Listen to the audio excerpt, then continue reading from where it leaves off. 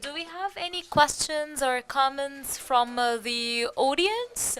Um, Before we open the floor for questions, the e-hub is owned by the government, but this does not mean that the state intervenes in the technicalities or the management.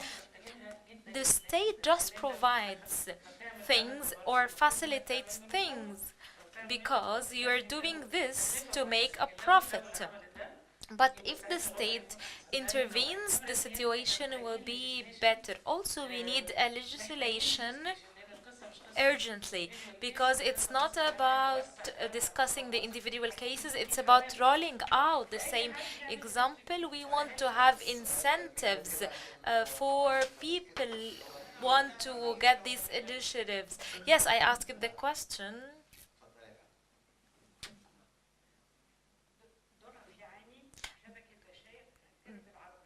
I'll speak Arabic. Bashar network, I want to join the panelists and the audience in establishing a digital agribusiness resource centers and virtual incubators. We started as a startup 4 years ago with establishing the first mobile and web based network to link small farmers to lucrative markets, the same way it's done successfully in Africa or in India 20 years ago. We started with vegetables, fruits, and then we moved to fish, and we will move to the dairy products. The thing that drove us to start a digital incubator for agribusiness is the gaps in the value chains that is not tackled. There are no projects over government rates to bridge that gap. That's why we wanted to develop a sectoral specific incubator, and I want to share this experience because that can serve as one of the strategies. We want to have a sectoral entrepreneurship centers because this will enable people to engage corporate and small or junior people with a different and a wide range of entrepreneurs, because in the fairs we organized we have young and senior people. Any other comments?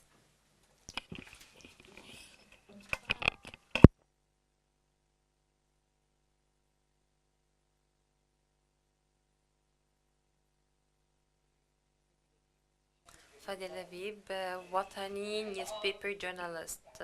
I'd like to learn more about the role of the media. Many experts here indicated that media can enhance the culture of entrepreneurship.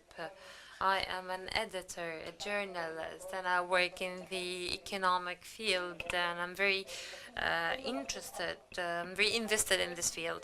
So I need to know what is required further in order to create this culture for young people. Since you're a journalist, I'm going to use the authority of the editor-in-chief and rechannel your question.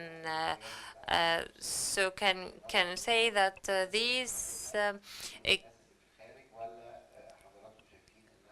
can these center enhance the culture, or this knowledge, or the knowledge development does not play any role in this field?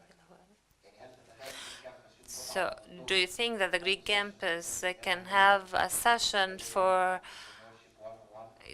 to foster the culture of entrepreneurship? Anyone is welcome. Yes, you rise up. You do not get to see the events we hold there.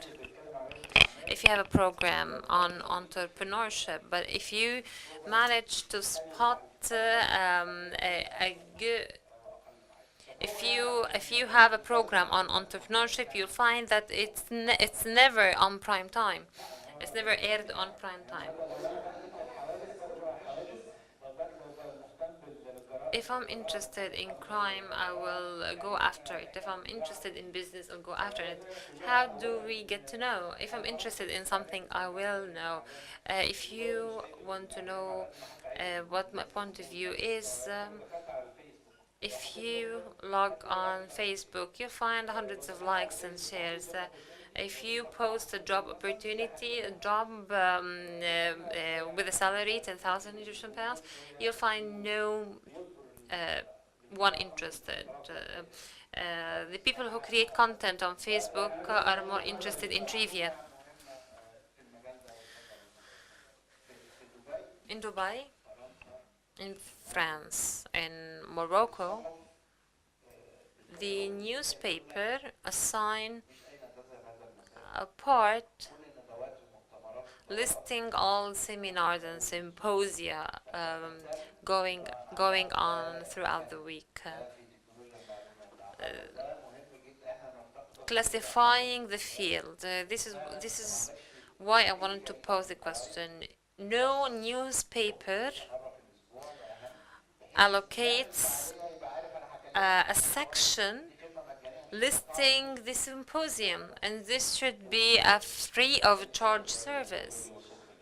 The enterprise put it in their emails every morning, on every single day.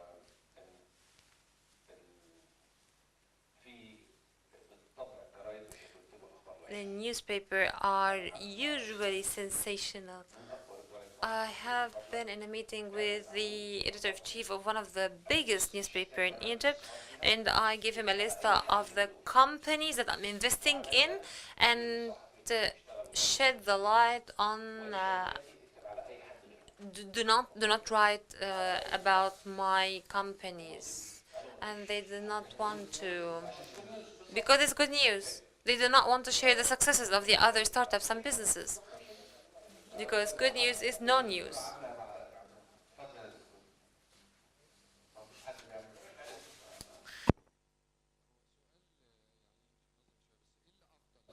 Which is better, to create a hub including different similar companies, or to have open diversity place? If you look at San Francisco, you'll find 1 million worth of companies, and 3 blocks away, 50 million worth company, and they meet together during lunch hour.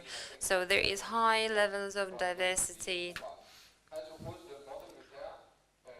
as opposed to similar companies in terms of stages.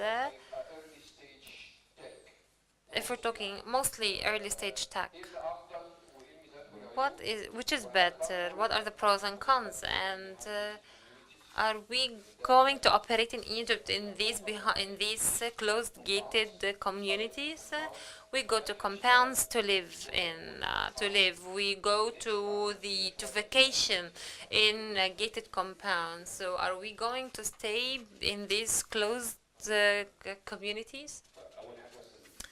First of all, the impression of the Greek campus that it's all tech and startups, this is not correct. We have design business, yeah, mostly. It is not a homogeneous society. There are additions. And the tech sector in Egypt is not large enough to have this diversity. And the large corporations that want to work with the governmental agencies have a presence in the smart village, and they have their own offices. So some of them have representation in the GC. So you cannot only look at the diversity of the full-time tenants, you have to look at the people who conduct activities in the GC. Your second question? So definitely diversity is better in terms of everything, so that people can learn from each other. But diversity within some macro theme. We are not going to have call centers. I'm not going to have carpet making business. These people should have some linkage. or distribution.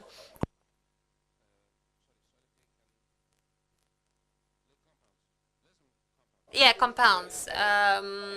We must have compounds. It is an imperative. What is, with all due respect, we go to compounds because of the order. If you have the GC outside of the outside, you will run into harassment, incidents of harassment.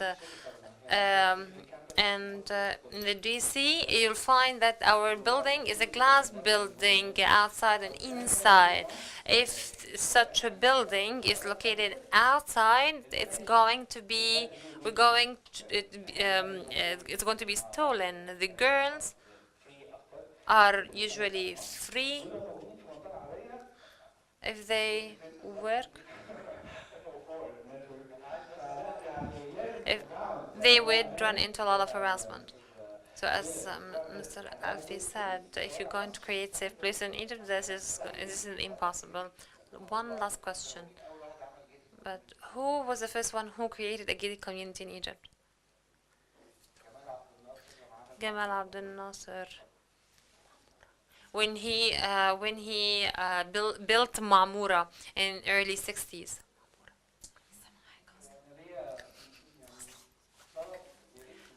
I have a request that I hope would resonate with the entrepreneurial agencies. They should have two strategies. First, the Egyptians working abroad. What are the plans regarding people working abroad to come back in Egypt, whether they relocated or even whether they stayed outside? And now the biggest consumer in Egypt is the government, with a focus on the local product and local consumption by the government. He did not introduce himself. I am as a researcher at the Ministry of Finance.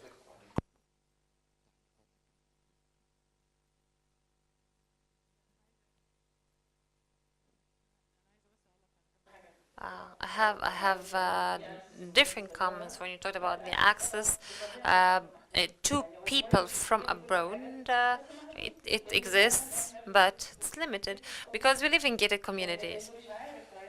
Those who do not know Rise Up will not go. Those who do not understand English will not go. There is a linguistic barrier which prompted the ECS to issue all of its product in English. And the Greek campus started our first employment fair for disabled people or for people with disabilities. It was called Neder or We Can. It was held for the people who had speech impairments and visual impairments and hearing difficulties. Dr. Abla is talking about the traditional way of work. The events attract people, and this is an impact that I completely in favor of. If we're talking about a larger effect, we need to be outside. We need to go to govern rates. Also, we need to give affordable prices. Uh, One of the things that we're going to tackle in this next session, one of the tools must be digitized. The women's manual for entrepreneurship, if digitalized, with digital, yeah, it will be easier for dissemination. So it's not only about the place or the location, the physical space. So the impact could be larger, but now, and forgive me for saying this, we are all part of this gated community. We need to go out because Egypt is much larger. Your question about the people coming from abroad, this is the role of the state, and it is not it's non-existent actually. um, because for these people to come and to start their project, they have to be incentivized. I have to give them advantages to go to remote places. I have to provide incentives. They know they have the know-how. And as a state, I must provide these incentives, and this should be positioned in larger plans. For those who have the intention or the excitement would start, would like to thank the panelists on the podium. Thanks for the team of researchers from the ECS for their presentation that provides fodder for further research and could be used as guidance for different business research and SMEs. And there is a next session. The next session starts now. Would like to Mr. Amr Musa for being here. سعداء بتواجدكم.